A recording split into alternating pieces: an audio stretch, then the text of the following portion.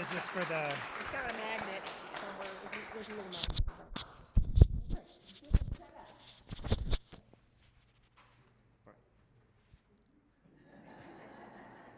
Oh, I'll tell you one fun story too. You can see his full bio on the website.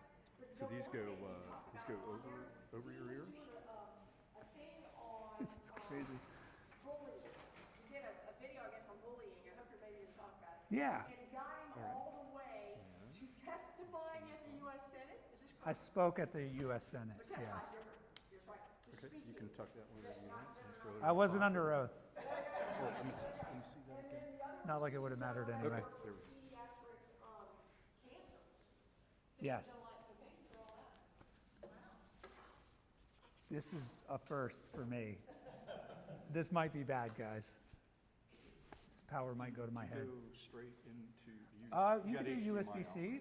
Yeah, or HDMI is fine. Whatever, Yeah. whatever you want. All right, let me get my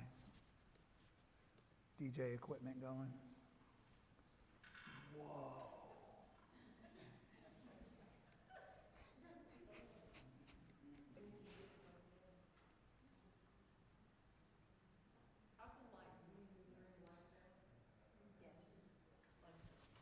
All right. So I'm probably going to hang out like right here because I have to also press my button over here. I don't have my little clicker thing. So this talk is about the power of personal projects, but I recently just rebranded this whole series because the word personal project didn't really sit too well with me for business. It was still kind of competing against my business and my business work, and it was still taking a back seat. And then I looked at, what I did was I looked at what other companies do. You have Apple, you've got these major companies, Dell, they all have R&D departments, right? And they spend and waste money building and researching and developing new products. And for some reason as creatives, we don't do that. When we buy this expensive gear, we run out and we say, I gotta figure out a way to pay for this, right? So you end up shooting what you can shoot, trying to make up that money, and that's when that burnout happens. So what I recently did, I was approached by the PPA to teach a class on photo vision, and I asked them if I could talk about personal projects, and that's kind of where this new mind frame came from. So I rebranded it to Creative R&D. And it's called the experiment habit because it's actually a habit, and you have to work on this. You have to keep it going. It's like an exercise where you get the reps in, so that when you go on a shoot or you're presented with an opportunity to do a shoot that's beyond your comfort, you're ready to go and you know your limits or what you can or can't do. So, in full disclosure, this entire presentation is done with AI, which for me is accidental intelligence. I am 100% self-taught. I do have a film degree for film and video, and I needed a job. I was walking through the mall, found a photography studio that was hiring, and I was in between production work, and the guy was like, do you take photos? And I was like, yeah, I could take photos. And he's like, I want to see your work. And I was like, my computer crashed. I lied, like completely lied. So I took some pictures of my wife, went in, showed him the work. It was awful. But he hired me because I showed up. I wanted to learn. And it was more about my willingness to show up than anything, which as a business owner for 20 years, the photography can be taught, but having someone who wants to show up, that's totally different. Another thing too is this presentation is made specifically to show off as much of my work as possible. So please just, you can clap at the photos if you want. But also if you guys have questions during the presentation, please just raise your hand. I know we're a little bit up against the time at the end, but if you guys have questions as we're going, please, it's not that strict where I have to keep on a certain pace. All right, so the first thing I want to ask is, what is the most important thing to the success of a creative? And I don't need an answer right now or at all. But basically, what we want to do is, this was a question that I asked when I created this presentation is, a lot of people will think it's equipment or they'll think it's other things. So let's say you buy a bunch of equipment and you're like, I'm going to take some headshots, right? So what you do is you take a picture of Ted here, right? And Ted's like, hey, that was pretty good. So he goes and he tells Bill, right? Bill's like, hey, I want a headshot. So Bill hires you, you do another clean headshot of Bill, right? So Bill's happy, he goes back and he tells Amy. Amy comes in, Amy gets a headshot, another clean headshot. Now you've got 3 perfectly clean, perfectly safe headshots. Now you're a headshot photographer, right? Maybe you didn't want to be a headshot photographer, but now you are. You've got 3 really clean photos because all 3 of those clients were happy. And then, but at Spectacle, which is my company, we also go to Alaska, right? We got hired to go to Alaska to take headshots at a fishing lodge. So how do you go from Amy to pictures of Derek at a fishing lodge? And while we're up there, we take some photos of their guests who are experiencing this fishing lodge. So you go from this to that. And the way that you go from this to that is with creative R&D. And this is a personal project that I took of a friend who's a makeup artist. He was growing out this really cool beard. He had all these props, and I was like, hey, can we do some lighting tests? I'd love to take some photos of you.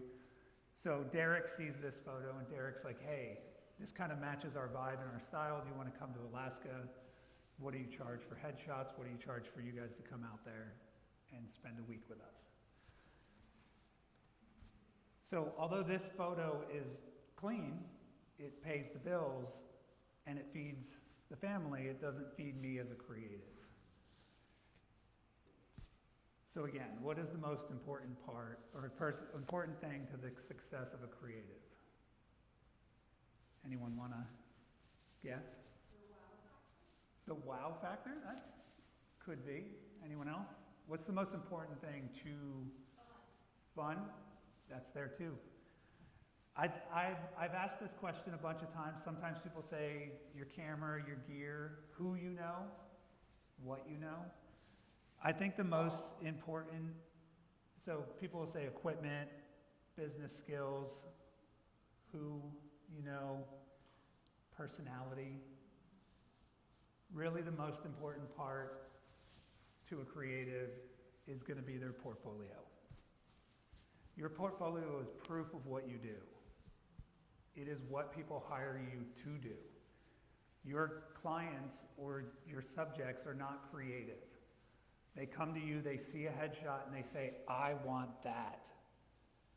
So your client work is not typically the spot where you want to experiment or you want to take risks. Because when a client hires you for a headshot, I'm going to do everything in my power not to have to give them a refund. So naturally you dial that back and you play it safe. And when you do that over and over again, your portfolio becomes, it's in control, or your clients are in control of your portfolio at that point. So portfolios are a proof of skills, and they show our clients our vision. And your portfolio can either be an asset or a liability. And it tends to go back and forth. Sometimes it's an asset, sometimes it's a liability. Sometimes you'll get gigs that you don't want anymore, and that's when it starts to become that liability, and you're like, I need to create something. So as photographers, we kind of live in this weird little hybrid area where we're a mix between artistic services and we're also professional services. We also live in this very kind of interesting hybrid area where we have a lot of hobbyists and a lot of professionals, right? Some of us blur that line. I got into photography for money. I stayed in photography because I fell in love with it. But Finding a balance between these two things is the hardest challenge with being a creative. And since we like to eat, we will always sacrifice art for money. Always. It will always take a back seat. This sacrifice, like I mentioned before, means that our clients control our portfolio, and there's nothing worse than having a portfolio that doesn't represent who you want to be or what you want to be doing as a creative. And this sneaks up on you really fast, and the way it sneaks up on you is with crappy work. And speaking of crappy work, so a little bit about me. I started photography in 2002 because I needed a job. At the time, I would photograph anything. One time I was hired by a leak detection company that they basically scuba dived in your pool to find leaks.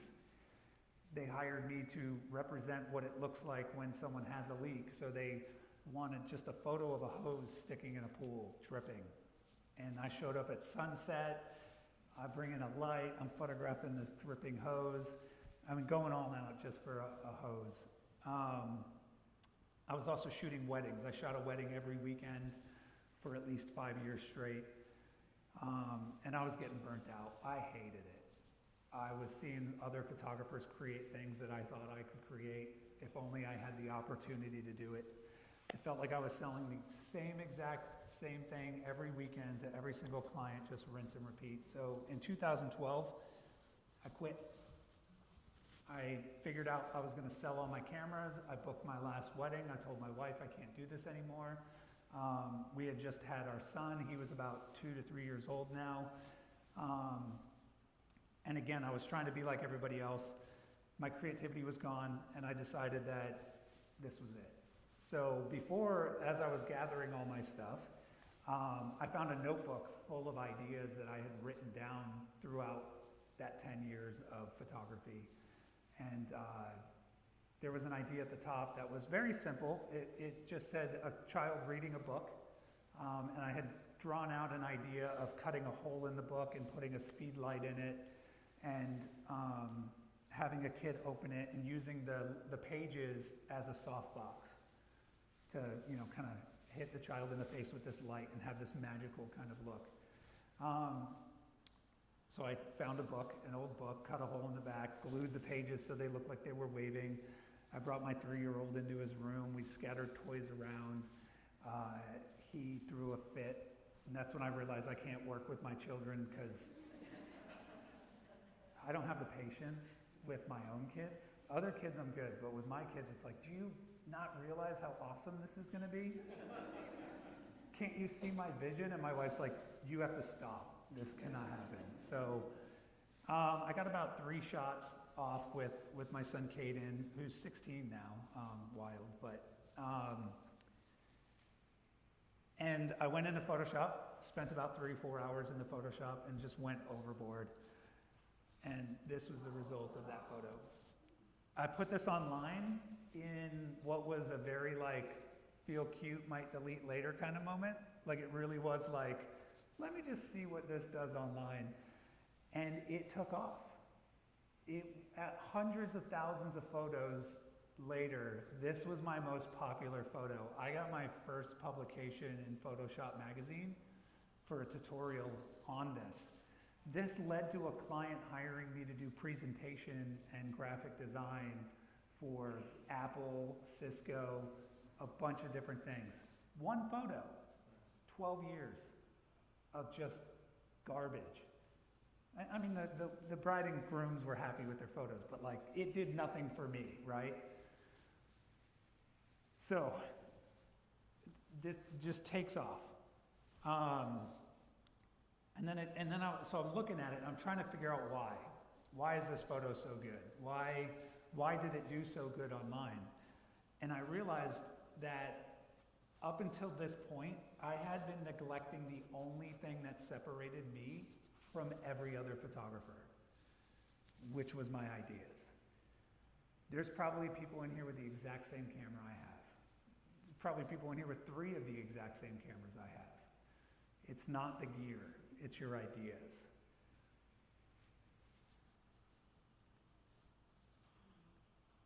There was supposed to be a dramatic pause, and then I go to this. Just like pretend that happened, all right? So anyone can buy your gear, but your ideas, they can't go to Best Buy and buy. The other thing that I started to do was I stopped asking myself how I was going to take photos, and I started asking myself why I was taking photos. And that was a big shift for me because it allowed me to, so if you come into my studio for photography, for headshot, let's say, I use a spider harness. Are you guys familiar with that? Or a holster? It's a holster where you just put you put your camera on the side. It looks really cool. It hurts. But anyway, you clip it on the side, and when a client comes into my studio, I don't have my lights set up. I don't have anything set up. I have my harness on or holster with it turned to the side so the client can't see my camera. Because most of my clients come in, they're not used to being in front of the camera, right? And then I say that most of my clients book through my website, so I don't know much about them other than their email address. Sometimes I will stalk them online to figure out who they are and get a little bit of idea who they are.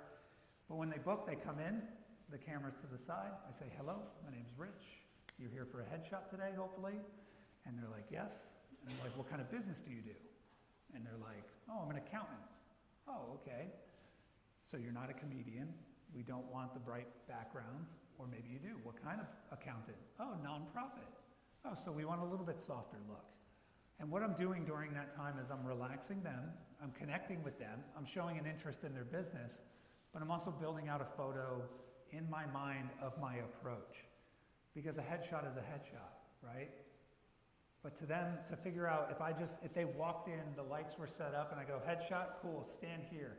Turn your head to the side. Let's go here, look here, stick your chin out. I don't know why I'm shooting that. I have no idea why. I didn't ask them what the purpose was.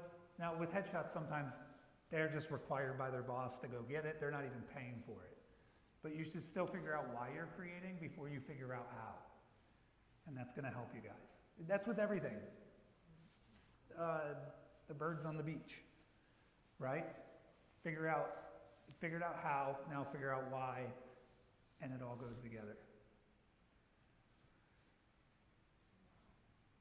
That was another pause thing that was supposed to happen there, but I do have a preview here, so there's no excuse for this, by the way.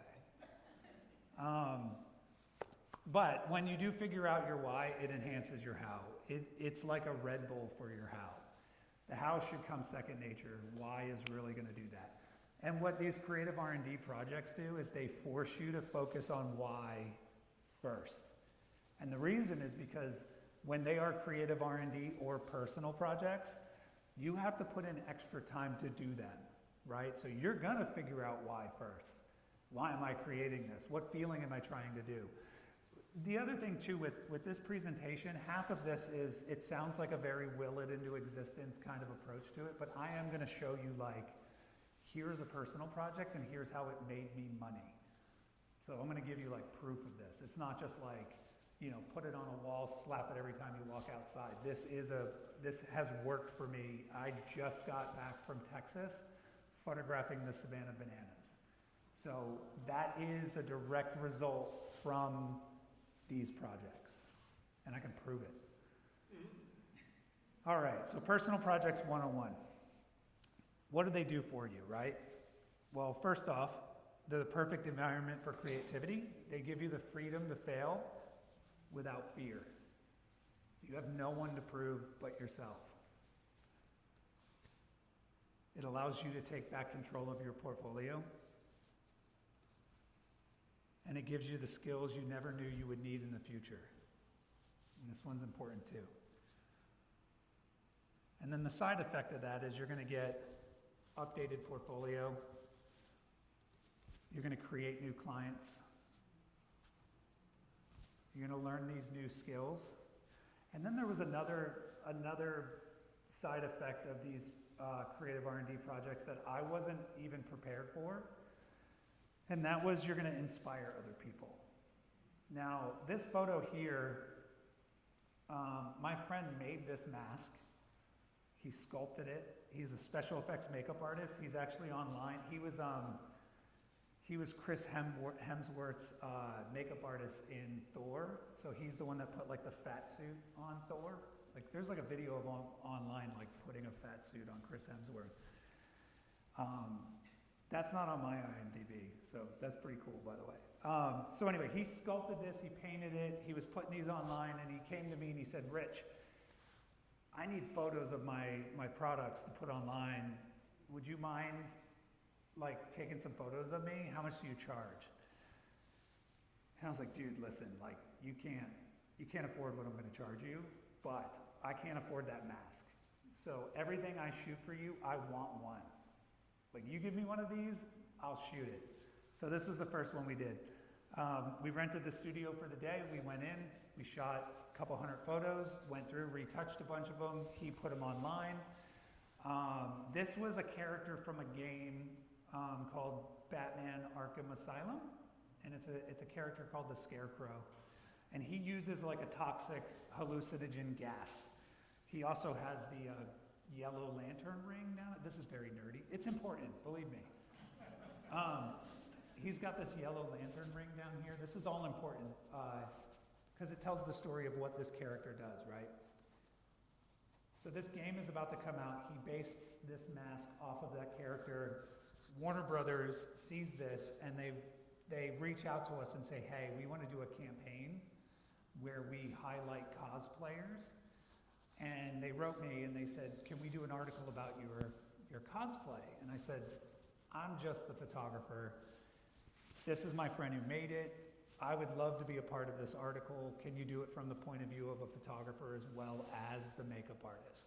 So they ran this campaign, went viral for us, and they shared it all over the internet. So months go by, and Matt, who's the guy who did this, and he's also the model in there, he calls me up and he said, hey Rich, have you been on Instagram? And I was like, yeah, a couple times.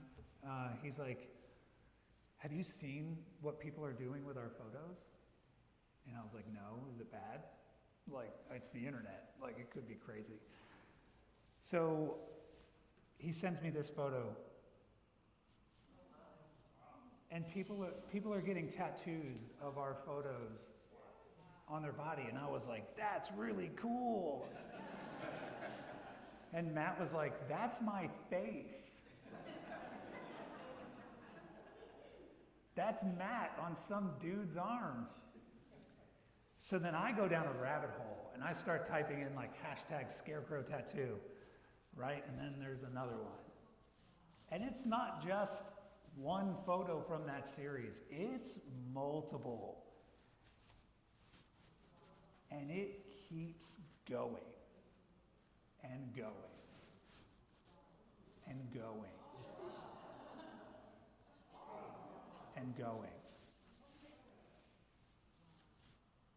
Now I'm like, you guys are crazy, but also I'm pumped because I mean, even though I didn't get any credit for any of this, no one paid me for any of this.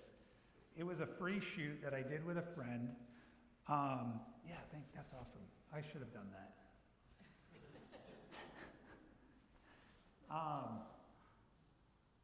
And some of these people, I just went on there and I was like, hey, that's my friend Matt. And then the artist would be like, oh, you're the one that took the photo. And then they'd tag me in it, right? I didn't go to them and be like, get that off your arm. That's my photo. And there's more now than ever. Some of them are better than others. Like, I don't know what's up with that one. That guy needs a refund. But that was a side effect I didn't anticipate with the creative R&D projects, was inspiring others outside of photography or inspiring others in different ways to mutilate their bodies in that way. So let's dive into a couple examples. This is where I show you and tell you stories of my failures, and then I'll show you how I made money off of them and how that translated. So this first example is, this is when I first started off in photography. I wanted to see what it would be like to mix constant lights or hot lights with strobes. So without hiring a model, I just bought this little art mannequin. In my home studio or whatever you want to call it, I tied a string to this mannequin. I swung the mannequin back and forth.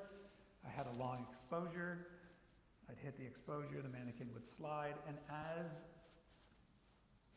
it would swing, I would strobe my light manually. So all of these individual exposures of the blue mannequin are me hitting the strobe light when it went across the camera.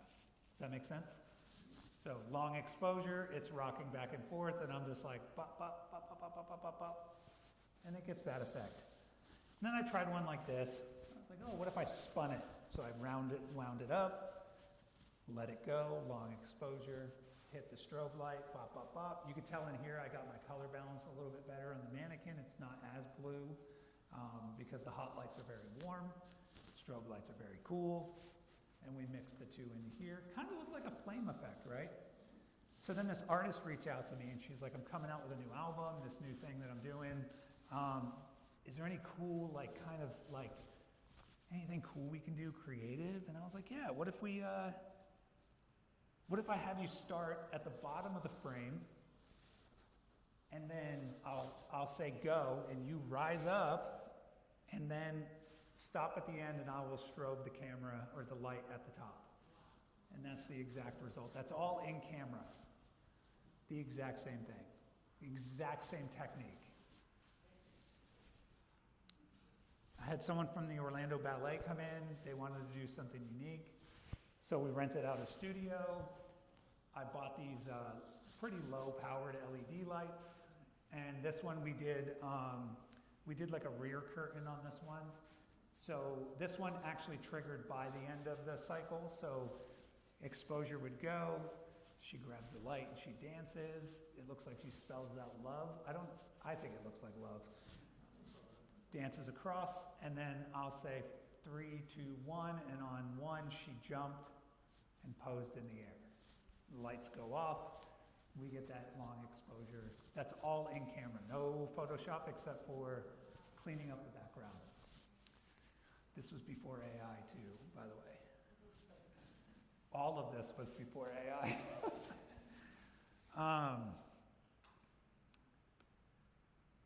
So here's another personal project that I did. I wanted to test out more hot lights, also mixing them with my strobes. I bought these neon tubes. I put some plexiglass on like an angle and had the model kind of inside the plexiglass. And then had my light right here, beauty dish. Counted to 3, took some shots. Put this online, a DJ saw it. DJs love neon lights. It's like their thing. DJ came in, he said, I want something like you did on this. They used my photos as an example. We were able to reproduce that in studio, no problem. Here's another musician, same thing, but with a round light.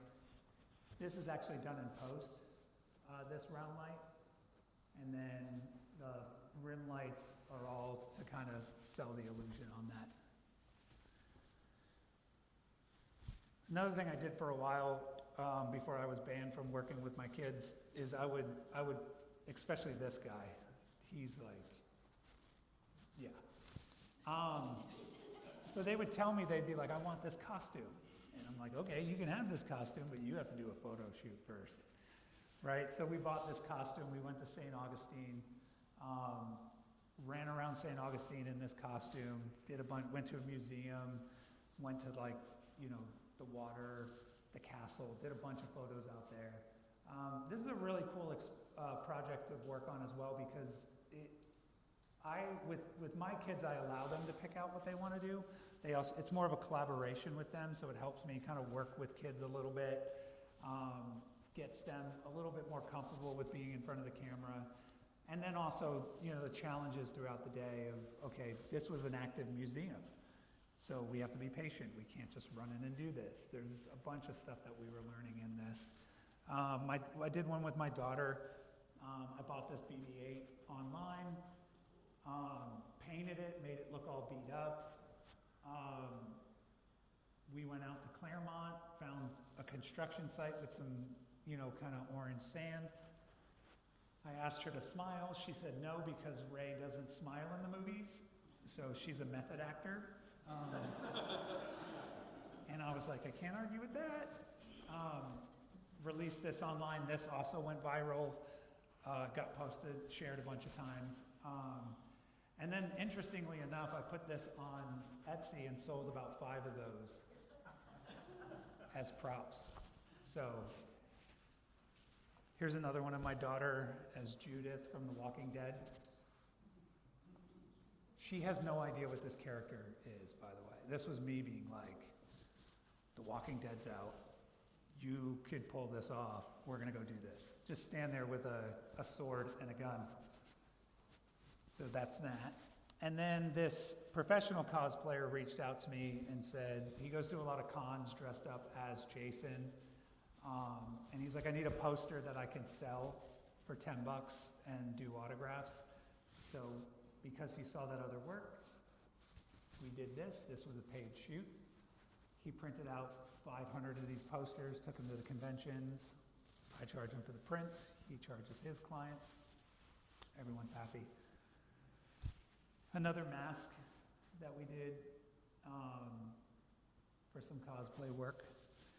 Now, the personal projects don't always have to be photos. They could be backgrounds, they could be props, it doesn't have to be a physical photo or a shoot. This personal project, I always wanted to have a background made out of comic books. So I went on eBay, I bought tons of comic books. I scanned them all to make sure they weren't worth anything. And then I ripped them up and glued them onto a giant piece of plywood, made this giant background, went to Hot Topic, got a shirt, had my friend pose, put this online and was like, new comic book wall at the studio. Who wants to shoot? So another professional cosplayer came over and she shot on that backdrop as a paid shoot. And she still uses this photo to this day. So again, it could be anything. I want to try painting my own, photo or portrait background. Go to Home Depot, buy some drop cloth, buy some paint, try painting your own background. And if you fail, that's good too. Failure is a huge part of this. Because again, there's no one to disappoint but yourself, which you will do over and over again. This was part of it. Another thing, when I first started off in photography, I hated talking to strangers. I hated directing people. I was terrified of it. I didn't know what I was telling them to do, if it made sense. So part of this personal project was to get over my fear of directing strangers and being confident with what I was setting up. So what I did with this personal project was I gave myself a challenge. I would go to downtown Orlando and I wasn't allowed to leave until I photographed 5 strangers. And this was years before TikTok, doing that whole thing on there. I was legitimately like, and I would spend the first hour just pacing and being like, maybe this guy, no, he doesn't want to look, he wants to be bothered. That guy's kind of weird. No. Okay, I'm going. So I had a rule. I couldn't photograph the exact same people, and I couldn't photograph them in the same spot, and I couldn't pre-light the shoot. There had to have been that awkward. I wanted it to be awkward. Like I wanted to be like, can I take your picture? And then they say yes, and I go, okay. And I wanted that whole interaction, and it was awful. It was awful. So this is the result of one of those photos. Another one there. And then I kept doing this because even after one time of doing this, it wasn't enough for me to be like, I'm comfortable with doing this.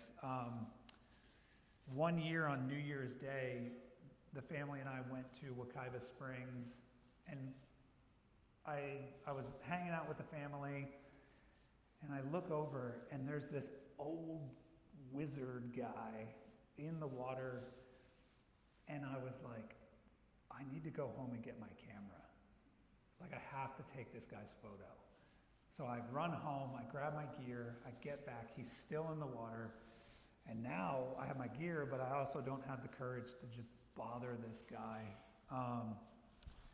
So I walk up to him and I'm like, sir, I know this is weird, and you're swimming, but like, I have to take your photo. And he had the most high-pitched voice I've ever heard. His name, ironically, is Photon. I think he was lying, but he was very convincing that his name was Photon. And I took this photo, and I realized that at that point, I had this problem that was, I noticed that my fear of talking to strangers wasn't as big as my fear of this photo not existing.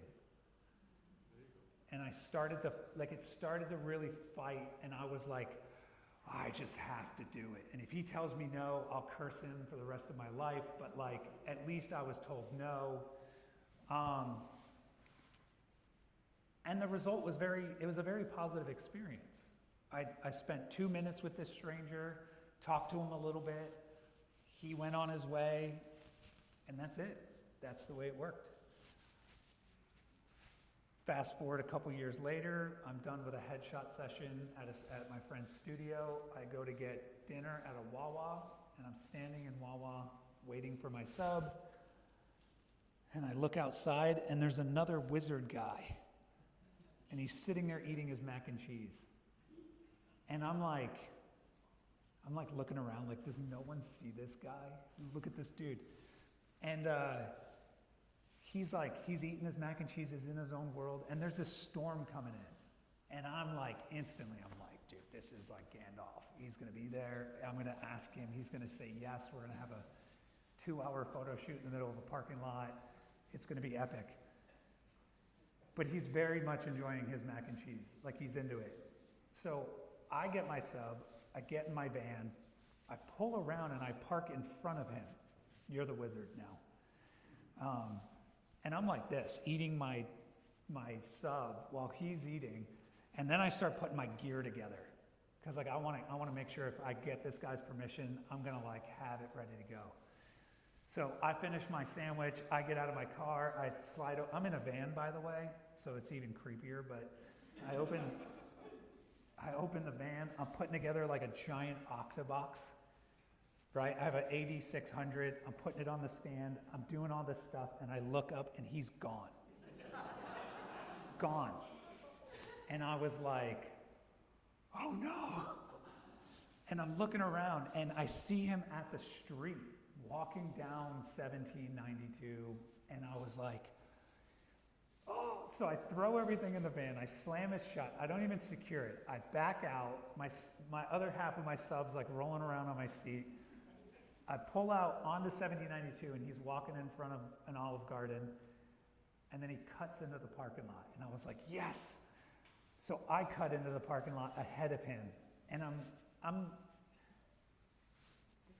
it's not stalking, okay? Like this sounds like way worse than it is. But again, like, I can't have this photo not exist. So I go and I park in the middle of an empty parking lot because I think we're just gonna cross. Like, I'm trying to gauge where he's gonna go. And sure enough, he's coming at me. I hop out of the car and I'm like, sir, can I take your photo? And he is startled. And he goes, for what? And I go, I just take pictures of people. And he goes, how long is it going to take? And I go, 2 minutes. And he goes, okay. And so I grab my light. The wind is picking up. There's a storm coming in. I have this giant Octobox. So I put the light on. I don't know my settings. I know nothing. Like, I am legitimately like trying to stall. Hey, what's your name?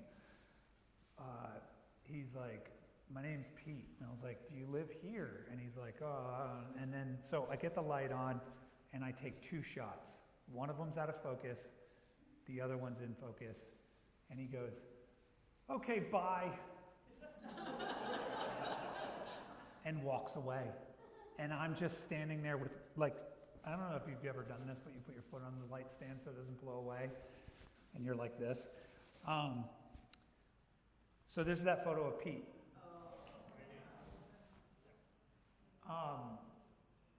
Thankfully, Nikon updated their eye focus because I very much needed that. In this situation, I had one shot. This was the shot I got. The other one, I would have preferred his beard not be cut off. There was a bunch of things I hated about this photo. I submitted this to competition through the PPA. The next year, they wrote me and they put it on the front cover of Professional Photographer magazine, which Jonathan has a copy back there, a signed copy. No. So this brings up another point and another interesting part of this story, as if it wasn't interesting enough, of me stalking this gentleman. So I go home and my mother-in-law's at my house and I'm telling her this story and I show her the photo and she goes, oh, that's Pete. And I was like, you know Pete? And she's like, he goes to our church. And I was like, that's crazy. So then PPA writes me and they're like, hey, can we use this photo in the magazine? And I was like, yeah. And then, so I send them the high resolution. I'm thinking it's going to be on the front cover, but they don't tell you. It's a really cool surprise when they do it. A couple weeks go by and they're like, hey, do you have a model release for this? And I was like, well, it was in public. And they're like, we need a model release by Friday. And this was like a Saturday that they wrote me. So I call my mother-in-law. Do you know Pete? She's like, I haven't been to that church in a year. I have no idea where he is. I don't know who he is. I can ask the church. Okay, fine. So I go on Facebook and I join the Winter Park community. I don't know if you guys have been on community groups in Facebook, but they're not very nice places. Especially when you're not part of that actual neighborhood. So I joined the Winter Park one. I put a story on there. Hey, I stalked this gentleman in front of Wawa. Does anyone know who he is? I tell him the story. I tell him what it would mean for me to get this magazine cover. And I need a model release from him.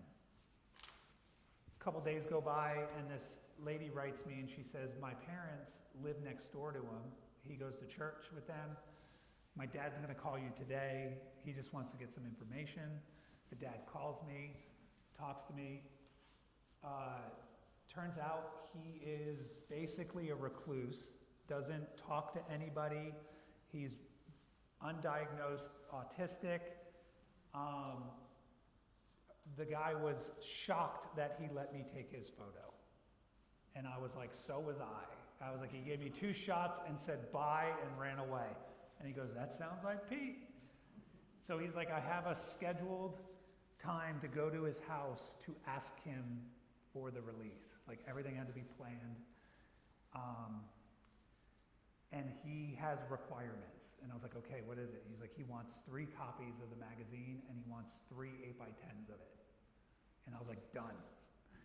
I'll get it.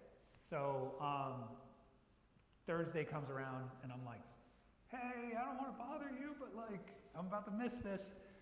Friday morning, he signed it. It looked like a child. I could have done it. Like I could have done it. I could have, but I wouldn't have felt good about it. And I finally got it, sent him off the copies.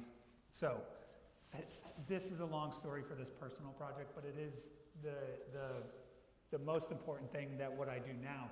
What this has allowed me to do is, back in 2015, I was a guest on the first ever Flogging Molly Salty Dog cruise, and it was a punk cruise at sea. My wife's friend was their social media manager. He couldn't go. He gave us his cabin. We went. I brought my camera, and I worked the entire thing as if I was being paid. Like I showed up. I shot everything. I didn't have any access. I just had no chill. So, flash forward. Now again, I'm not speaking directly to these people, but then after I submitted these images, I said, hey, I took this from the audience. You should hire me. And they're like, no, we have a photographer. Well, that photographer never turned in his work.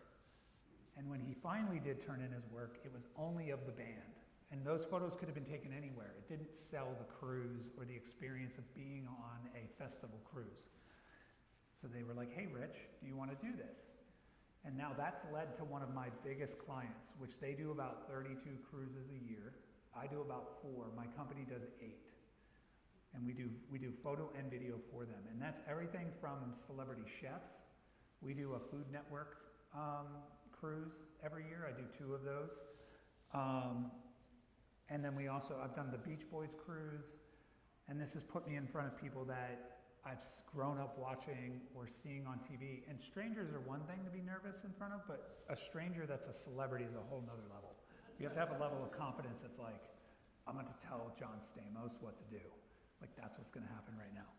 So here's that client work. Grabbing these portraits while we're on there. These are musicians that are on there. So more client work on those cruises. This was shot 2 weeks ago in Anaheim of one of the Bananas players. Another photo. I was specifically told not to take this guy's photo, but whatever. Whatever. This photo here, I was told not to, but my business partner was like, he didn't know who this guy was, and he was like, hey, you should go take a picture of that guy. And I was like, really? And he's like, yeah. And I'm thinking like, we were told not to. And he's like, you should go. So I was like, all right, what I need you to do is hold the light right here. And there's a really low ceiling right there. It's like right here. And I had him hold the strobe there. I walked up and I was like, hey, sir, can I take your photo? And he's like, yeah, sure. I take the shot. And then the tour manager comes over and he's like, hey, I told you not to do that. And we were like, oh, you didn't tell us. And then I walk away and I was like, oh my God. And he was like, what? You got a photo of a roadie? And I was like, that's Tim Armstrong. Like, he's one of the top punk musicians from a band called Rancid. And I was just like, we broke the law. But anyway. And then this led to client work. Agencies saw that we can work with celebrities. We're good at directing people, high profile clients. So they hire us for campaigns throughout Florida. Here's Vicky Hurst, the golfer, the cake guy.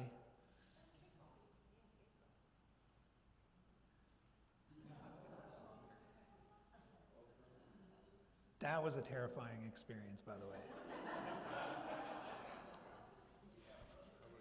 There's very few people that I'm starstruck, and I should clarify that there's like Hulk Hogan, the person, but then there's Hulk Hogan 1980, Hulkamaniac when I was a child. That's who that guy is. He parked in the handicap spot that day, and I couldn't watch. Like, I had to be like, that's not him, and he's like barely making it in. So there's 2 different Hulk Hogans, and he wasn't in a good mood that day, and I looked at my partner and I was like, I want you to know if Hulk Hogan yells at me, I am going to cry. Like, I will cry. That's just what's going to happen. So what's interesting about this, this is kind of an insider or a quick tip. All of these celebrities have egos, and you can get what you want if you just know how to play into that ego, right? So I met Hulk Hogan's manager at a networking event, and I was like, hey, you have a Hulk Hogan logo on. You're for the beach thing. And he's like, yeah. And I was like, I'd love to work with you. And he's like, okay, fine. Well, they announced that they're doing an NWO reunion. So I write this guy, and I say, hey, I met you at this luncheon. Can I come photograph it for you? And he's like, yeah, actually. So he calls me, and he's like, you can come photograph it, but we don't pay photographers.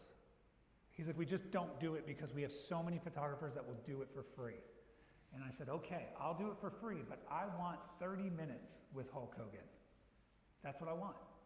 That's my payment. You give me 30 minutes to take some photos of him, and I'm good. Okay, cool, we'll make it happen. He shows up hungover, not wanting to be there, not looking good for me throughout the whole day, but there's 2 other wrestlers with him. So I take the other two wrestlers and I do their headshots. And I make them look awesome. And then I go to his manager and I go, hey, Ron, here's what I took of these two guys. And he's like, whoa, those are killer. Where's Hulks? And I go, meh, he's not feeling it today. And he goes, yeah, he is. He's not going to like that he doesn't have a photo. And I was like, man, that would be horrible. If only someone would tell him. So he goes and tells him, Hulk, get in front of the camera. What's this for? It's for you. Shut up. Get over here. And then he does it. You can do that with celebrities. You have to play into that. It's what they do, right? So here's another example of a personal project. I had this idea in my head. I wanted to capture a Christmas bulbs, or two Christmas bulbs colliding, and I wanted the action. I wanted to see what it would look like and capture it. So I went online and I bought a sound trigger. At the time, there wasn't all these different remote trigger things going on. So I found this thing that looked like a bomb, but it was a custom-made trigger with an exposed microchip, all kinds of things. But basically what it did is, sound happened, it would trigger your camera. So I bought 300 Christmas bulbs. I went in my driveway. I filled them with water and glitter. That's what you're looking at here, by the way. That is a Christmas bulb hitting another Christmas bulb that's full of glitter and water. And I don't want to talk about that. I don't want to talk about that. Longer than this presentation. And I kept shooting, and I kept failing, and 300 failures. It was so bad. And it just kept happening. It kept happening past the action. So I'd take the bulbs, I'd reset, I'd let them go, they'd hit, trigger the camera, and the action would be here. And then it was like, oh, I didn't pay attention in science. Light travels faster than sound. You can't trigger the camera with the action you're trying to capture because the action's already gone. I realized that after 300 Christmas bulbs, by the way. And my wife walks out, and I'm like sweating, covered, the driveway's just covered in glass and glitter. And she's like, what happened? And I was like, I don't want to talk about it. She's like, did you get the shot? And I was like, no, not even close. So much so that when I put together this presentation, I had to track down these photos because I almost deleted it. I hated this. A couple weeks later, a client reaches out to me, that leak detection company, and they're like, hey, we do a holiday photo every year. We want to do something special. We do a calendar. We put our photo on the top, Happy Holidays, and then it's a year calendar underneath. Do you have any ideas? And I was like, let me talk about this sound trigger I have. So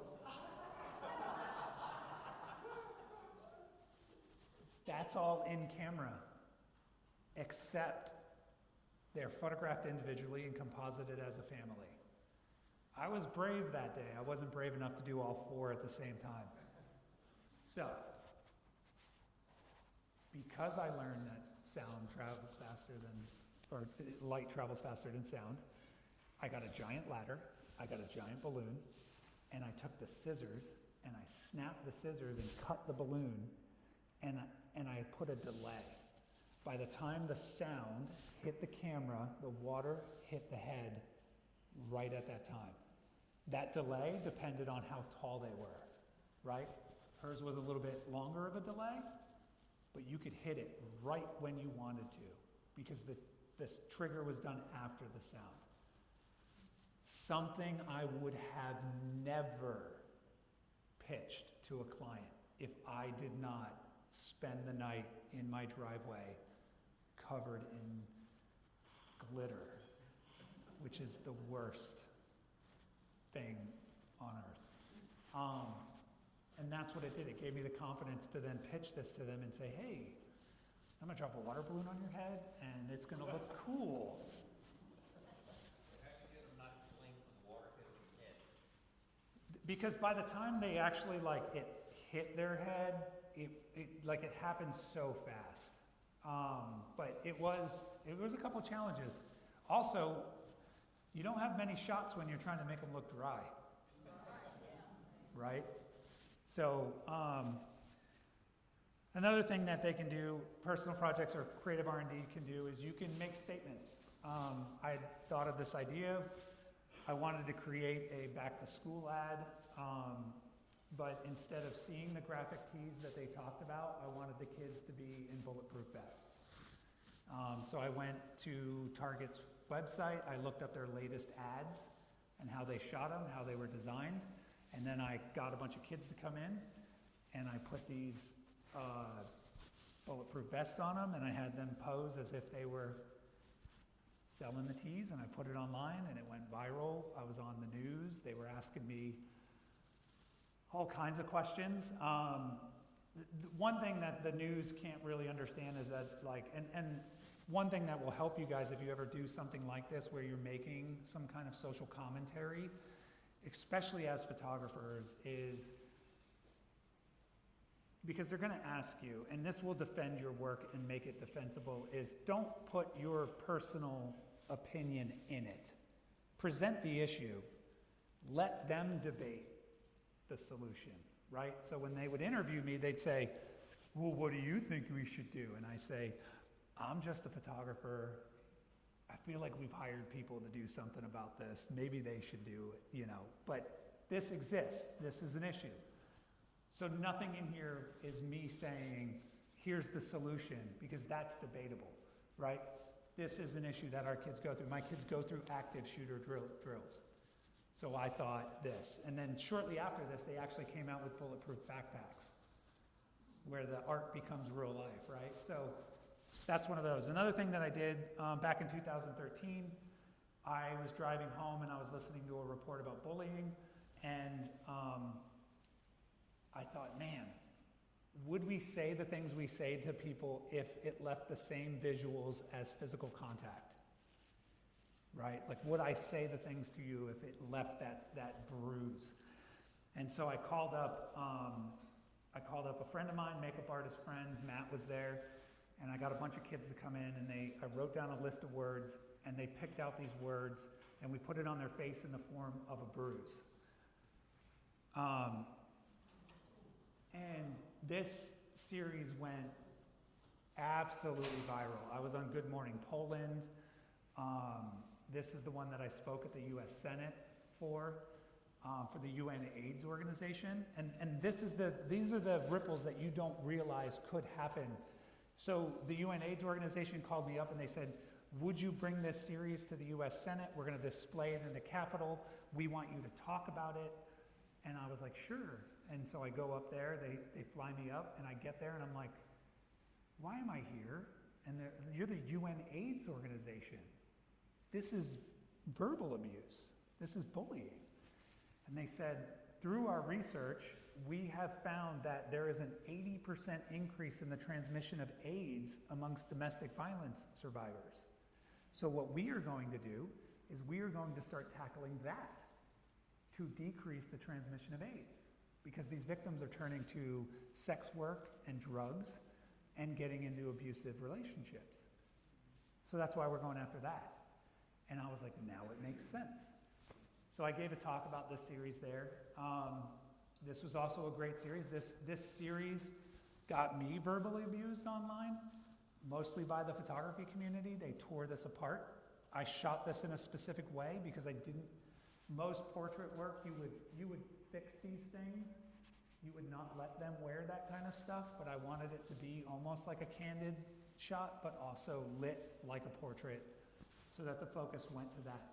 The other thing that saved this is when I first came up with this idea, I wanted to write bad words on children's faces and shock people. That's what I wanted to do. That was my goal.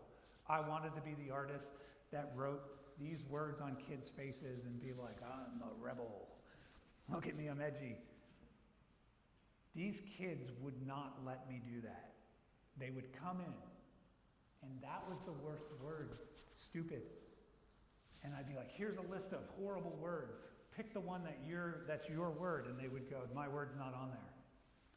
What do you mean your word's not on there? How bad can it be? And they picked words that were bad to them. And that saved this project. That taught me to get out of the way. Because when this launched and people were like, this is just your opinion of what a bad word is. No, it's not. This is an actual testimony from this person that that's what they've been called. And it saved the project. And it gave it what it needed to do. And it made me realize that I need to get out of the way as a photographer. No one wants to hear my personal opinion. If they did, it would be me on there, right? Because it made it defensible. Because of this project that cost me $65 in pizza, a law firm reached out to me and said, we have 300 men that have been injured by a medication from Johnson & Johnson. They were given this medication before puberty, and it triggered a hormone that made them grow breast tissue. And even if they stop the medication, they still grow breast tissue, and they are scarred for life. The only way to get rid of it is a double mastectomy. And Johnson & Johnson does not want to pay these men for being injured. Would you like to drive around the United States and photograph 13 men every 300 miles? Two things. One, what's your day rate? And two, you can't tell anyone, the law firm, that paid you to do it. Because there's multiple lawsuits against Johnson & Johnson. And I said, okay, here's my day rate, $2,500 a day. And they said, okay, can you leave tomorrow? And I was like, man, that was fast. I think I undercharged. So me and a writer hopped in a rental car. We started in Orlando, drove to Tampa, drove up to Nashville, drove to all the way out to Oklahoma, drove all the way up to Michigan, and photographed these men and boys. This is a nonverbal autistic man who lives in Flint, Michigan. So not only is he dealing with, his parents are dealing with this water issue, they're also dealing with this thing. We released this online. 2 weeks later, an investigator called me trying to find out who paid me to do this. And I was like, I can't tell you that. And he was like, yeah, I know, but. And they ended up getting one of the largest settlements in history for medication malpractice because they were caught lying. I also started a pediatric cancer nonprofit. To date, we've raised about $4.5 million for pediatric cancer treatment. And we took that approach by showing the side effects of pediatric cancer.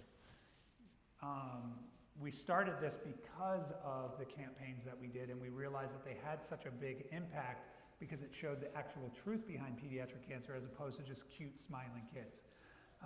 One of the first series I did is I had parents who lost their children to pediatric cancer write them a letter. And I photographed them before they read the letter, and then I photographed them after they read the letter. And then we put this online. This is more of that work. This little girl's family allowed me to photograph the child before she started treatment and then after she was in treatment. So the photo on the right was her first day of treatment, and this was 8 months into treatment. And look at those eyes. Look at the eyes. Scared and pissed off.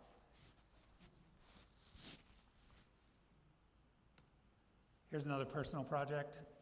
Background that I wanted to do, just different toys. I bought a bunch of toys to make a backdrop. Different things. Another personal project. I wanted to see if I can create a photo not using Photoshop. This is all done in camera, 100%. I bought 2 bats, drilled a hole in a baseball, wired the bat together, and on 3, my business partner threw wood chips at the bat while the kid made that face.